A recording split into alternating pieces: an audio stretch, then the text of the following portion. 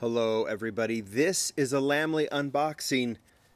Matchbox Jurassic World. I don't think I've ever done a Jurassic World unboxing. I don't even know how many of the Matchbox Jurassic models I've actually featured, but I have the same opinion about this that I do about like Hot Wheels Fast and Furious. I may not be interested in everything, but I'm sure I'm interested in the fact that this is generating some really cool castings, and I think there's a couple in here that are new that are definitely very cool. This was sent to me by Village Diecast. They're a Lamley partner. Marco is the specialist there, and he is a specialist. He knows his stuff. You can even scan that if you want to see his store. He's got all kinds of stuff, including new stuff, old stuff. It's pretty cool. But let's get right to it. Let's just open this case up. We'll go through these quickly, but we'll feature the models too. We're going to see what the assortment looks like. And I've heard this is hitting stores. People have been finding these. And yeah, if they're cars with big generic trucks with dinosaurs in them, they don't interest me too much. But yes, there it is.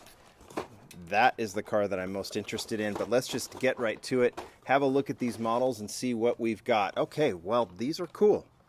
These are cool. This is the, here, I'm going to actually move the camera up just a little bit so we can see them. Two of the 2015 Chevy Silverado. This is a very nice casting.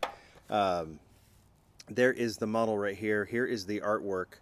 Jurassic World, I think this is from, yeah, the new movie Dominion. I have not seen it, so I don't have any context. Isn't that typical of me? I don't know the context of the Fast and Furious movies or the Jurassic. I remember, I've seen a lot of the Jurassic.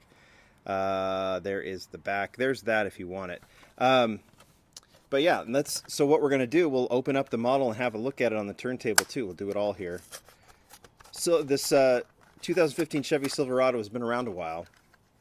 And it's actually a pretty nice pickup casting. Here it is. It's got that muddy feature on it, which is kind of cool. And this one, you know, I don't know what the price is retail on these.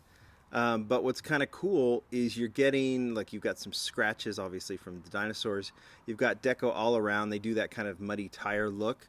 But this one has full deco front, rear, sides, and cool to see the kind of the mud kind of go all around. So it's not like one of those weird things that we've seen with some of these models where the tires look muddy but nothing else does, or the tires look clean and the body looks muddy. It's well done for that effect, I think. So that's a nice model. We'll just put it there in the rocks, and let's look and see what else we have. Two of those, two of these. Engine Humvee. Let me pull that close here. Put that right there. Here it is, the model. So two of those. It looks like there might be two of everything in here. There's the art. I don't know what engine means. Is that the company in the movie, or is that actually like someone who now makes the Hummer? I don't know. But this casting, another one that's been around a while. I think this has been modified. It's nice. Military vehicles aren't totally my style, but this one's nice. I dig it. Yeah, it has that engine on the side. I really don't know. I'm looking at the base while this is on the turntable. It just says Humvee on it. 2017 is when it was modified. This one might have had an opening part at some point, but the casting was a little awkward, so I think this is welcome this way. But that's cool. That's cool. A lot of people like the military Hummers, and this is a nice version of that, and I'm going to put that there. All right, next two. All right, we'll get 4x4 Scrambulance. I'll show them all. I'll be good, because there's got to be some Scrambulance fans out there. Anybody with the Instagram Scrambulance fan. I don't know if this is exactly like whatever this mobile veterinary unit would be. Veterinary unit, I should say it right. But that's that. All right, next one. I think this is a new casting. Speed Striker motorbike. I think that's licensed or not. I don't know. I remember in the trailers, Chris Pratt's riding a motorcycle at some point, right? Is that his motorcycle? I don't know. We'll see if we can actually get this on the turntable. It doesn't have, I don't know if we can, but so maybe I'll just not even put this on the turntable, and I'll just kind of show you the model. Here, I can, there, it's not great, but But that's a motorcycle. And that goes right there. All right, we're going to save those two for last and pull out this guy. This is the Rapid Rescue Copter. This might be new too. Not entirely sure. Feels like it could be a Skybusters, but maybe not. So I get the feeling that one of these castings, you know, the Silverado's cool, the Hummer's cool, but the one we're getting to will be popular. And you could just get the case from... I'll put this on the turntable. Yeah, this is a plane, like, wickedly out of scale, right? I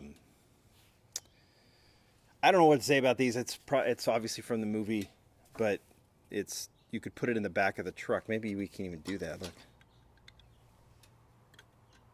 there we go. That's scale at its best. All right, this is why I wanted this set.